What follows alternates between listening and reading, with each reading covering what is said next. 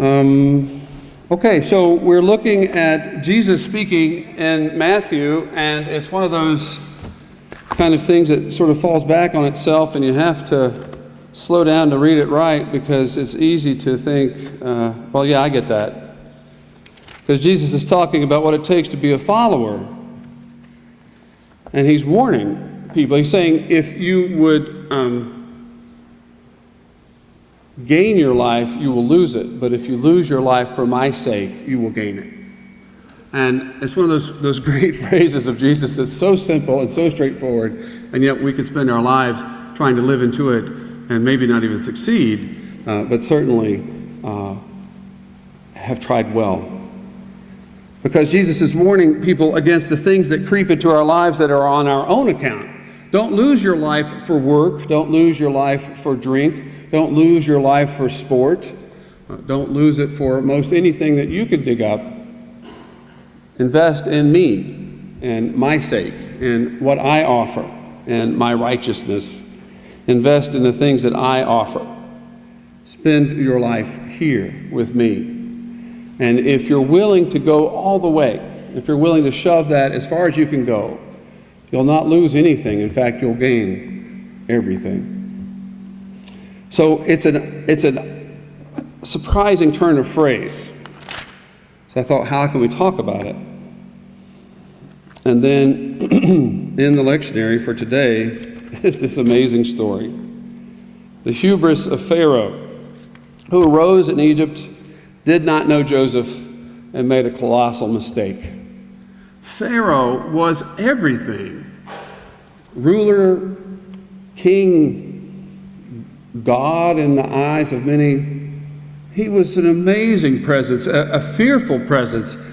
The history of Egypt is one where they rose in power and fell in power, and this seems to be at one of the rises of power. They were literally the only superpower in the world of that day.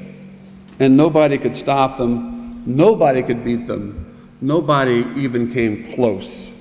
Pharaoh had it all. They had remarkable technology and engineering. We still see their buildings and things today, and we can still learn from them. But he did not know Joseph. He did not know his history. He did not know from whence he had come or his people. He did not remember why this other people was even here. Because we talked even last week about how Joseph had brought his family into Egypt in the time of famine because God had put him there. God had used the mischief and even evil intent that put Joseph in trouble in slavery in Egypt for God's own sake, as he said, for life. And it had been the life of his people, his nation. Jacob had brought the whole family, Israel, and they had stayed. They had prospered, and they had done well. So here is this man who has everything, any wish that he wants in the world, anything that he desires, he can have. But he wants more. Somehow that's not enough.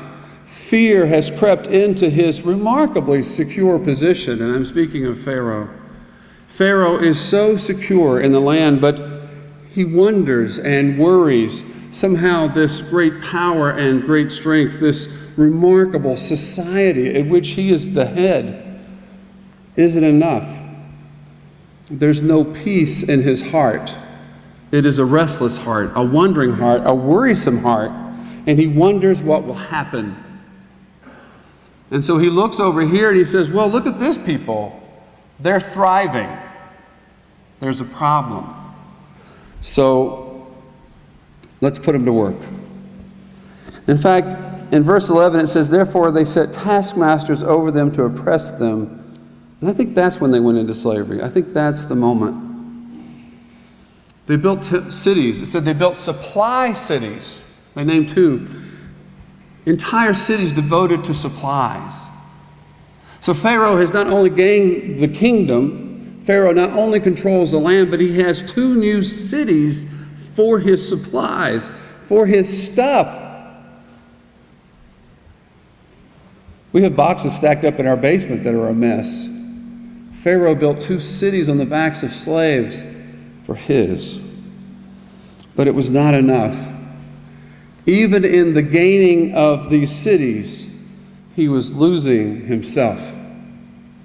Pharaoh kept gaining and gaining everything of this world, but losing who he was, losing any sense of security, any sense of rest or peace in his heart.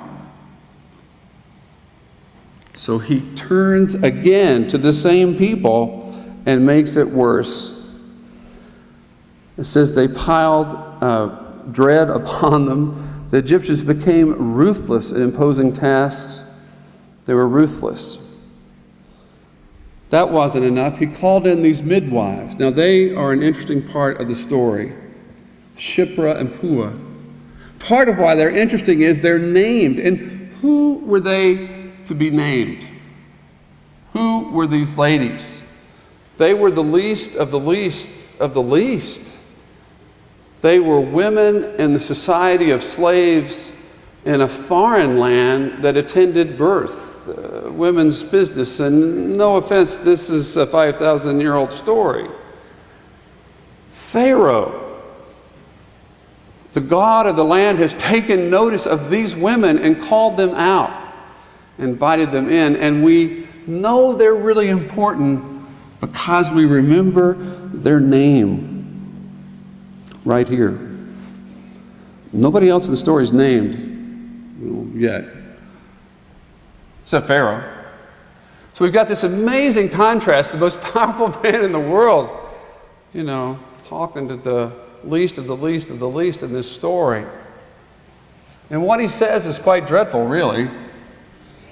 He asks them to kill the boy children, pure and simple. And not only is that a horrific statement and hard to read, which it is, I think, but if you really think about it, it made no sense whatsoever. Because here Pharaoh is in charge of this huge kingdom, and all we know about Egyptian technology and building was that it was slave labor. They needed people. It took thousands to move those stones around. And so he has this built-in labor force that he just built 2 cities with, and they're doing great. It said they thrived in the midst of this. So his decision is to cut out all the boys. And it doesn't take you much math to figure out that over much time, that population would diminish and die away. Pharaoh's choice is not to grow his kingdom anymore in this way, is to destroy the wealth builder that he has built in. He doesn't want to grow his slave population. He wants to kill it. He wants to do away with it. He wants to take this entire group of people and erase them. The more he gains, the more he loses. The greater the gain of Pharaoh, the less happy he is. The greater the gain of value in the world, the poorer is his spirit.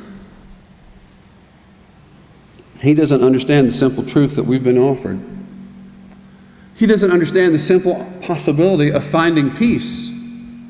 He's seeking peace, and he thinks peace could come about from his own action, from his own work, from his own press. But then we have these amazing women, Shiphrah and Puah, who've acted uniquely. It's impressive to meet people of power, of authority. It's fun to talk about knowing city councilmen or the mayor or representatives or national legislators or even the president. Maybe you get to meet a president or know someone who you didn't like their politics. Maybe they're this and you're that. But it's still kind of fun. It's still the office that's being represented. Multiply that by 10 or 25 or 32 to represent how much more Pharaoh was to Shiphrah and Puah. Illegal aliens at this point in this land, unwelcome, doing business that was at least seen as unimportant. But he's asking them to act in a way that will gain him. But they know who they are.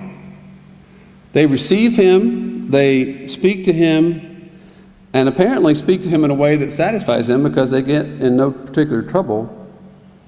But verse 17, the midwives feared God. They did not as the king commanded. They let the boys live. So they made a decision right then and there that the words they heard from this incredibly powerful person who could have killed them on the spot or had them killed even quicker, that they would not follow what he said, that what he had to say was wrong on its merits alone. And he quickly figured this out.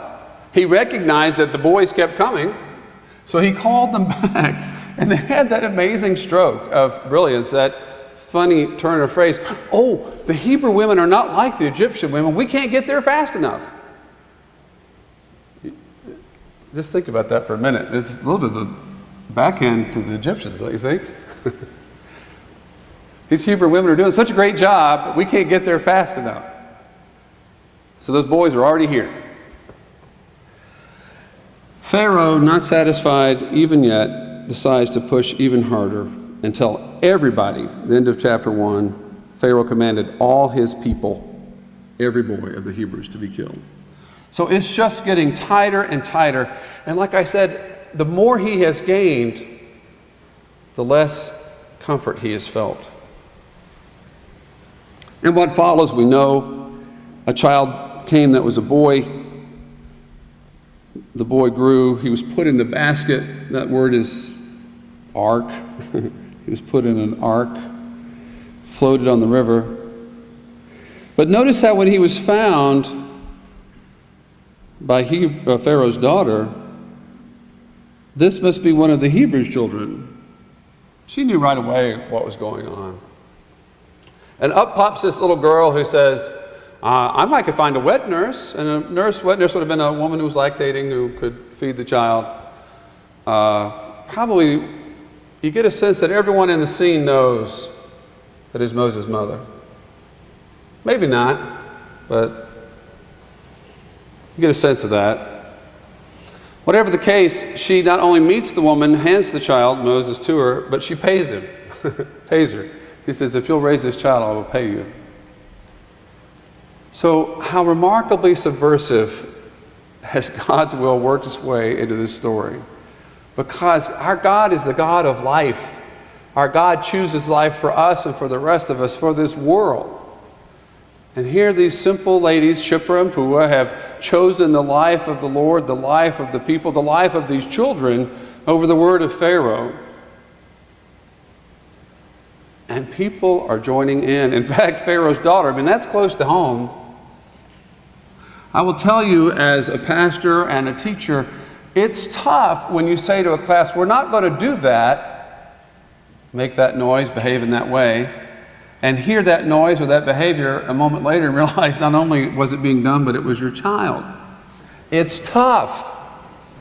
This is Pharaoh's daughter breaking the law of the land. And not only is she breaking it, she's paying the mom to do what she was wanting to do anyway, raise her child. The girl went and called the mother's daughter. Pharaoh said to her, take this child and nurse him, and I will give you your wages. I will pay you. This whole story is so subversive on so many levels. But it's about God's loving initiative in the world. It's about Shiphrah and Puah remembering who they were and risking their life. That's what Jesus was talking about in a very literal way. If you will put it all out there for my sake, you will gain everything. Anyone willing to risk their life for my sake will gain it. And they did. And it even says of them earlier, it said that they gained a family.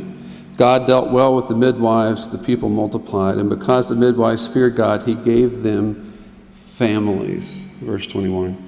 So it's an amazing story. They have put everything at risk. They have risked themselves and their own lives, but they've gained life. They've gained the life of their family, which means legacy. Particularly in this day, children and heirs were everything. You were seen as dead if you did not produce heirs, and specifically a male heir. And it's usually told from the man's perspective, but here it's told from the perspective of Shiphrah and Puah. Presumably, as midwives, even in the Hebrew society, they were low caste, low strung, and somehow perhaps expected to deny those family things for themselves, or had been denied until now. When they put their lives at risk for God's sake, for the sake of life, they gained life. Not just their own life, but the life of their own family and that legacy. They gained this story. We sit here and stand here today talking of these ladies these years ago.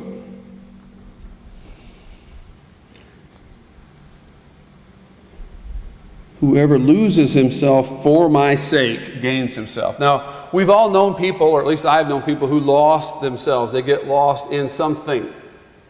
They can get lost in things of substance, at least initially, the work, the service to the community, supporting the sporting events or something. You can get lost in things much less constructive like drink or gambling. These days, add internet or some strain of it. You can just get lost sitting around the house and watching TV. You can get lost in a lot of things. And that's not what Jesus is talking about. He's talking about investing in his call of righteousness, in his call of service, in his call of life and the life everlasting. Those who would lose themselves for my sake can gain themselves.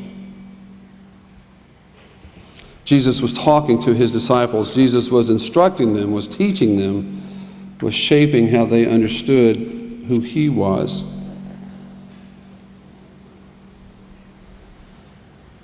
If they wanted to become my followers, let them deny themselves and take up their cross and follow me. Now, I've heard of people who physically carry crosses around on their back. This is some of why people wear crosses around their neck. Take up your cross and follow me. I think we can also read that as simply take up the work that you have, the situation you have, the burden that you might have, but come my way. At another time, Jesus says, the burden is easy, the yoke is light. So it's not necessarily that in and of itself is a burden, but it is about a different economy. It is about reading a different set of books. It is about understanding a different way of reading profit and loss. Because the profit we're talking about is the life and life enrichment.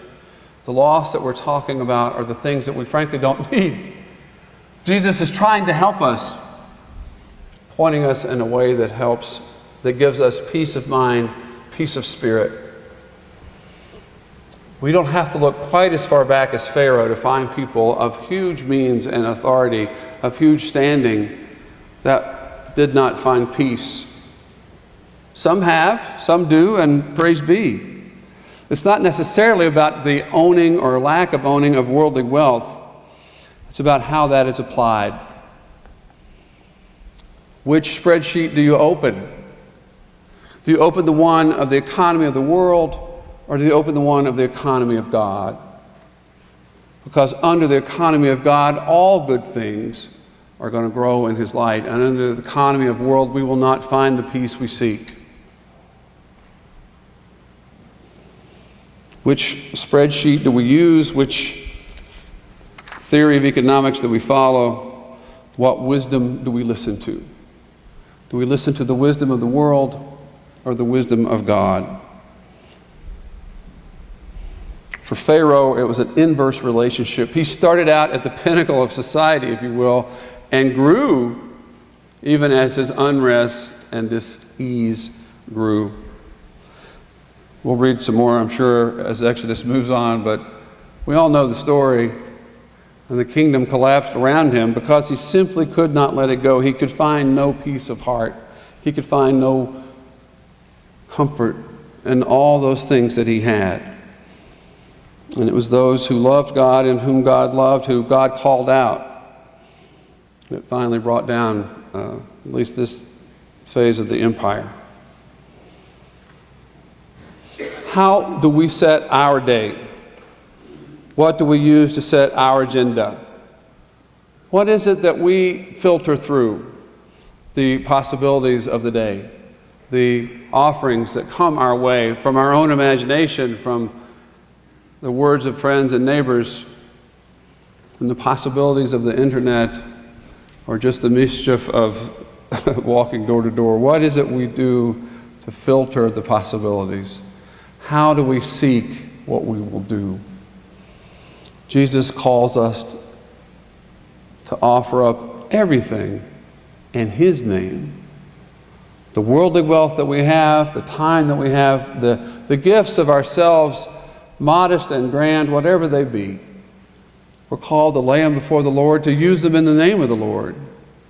And in the risk, the possibility, the giving out, it is not lost, but rather enriched and gained back at us. For we find life of the Lord. May we seek that will always and ever. Amen.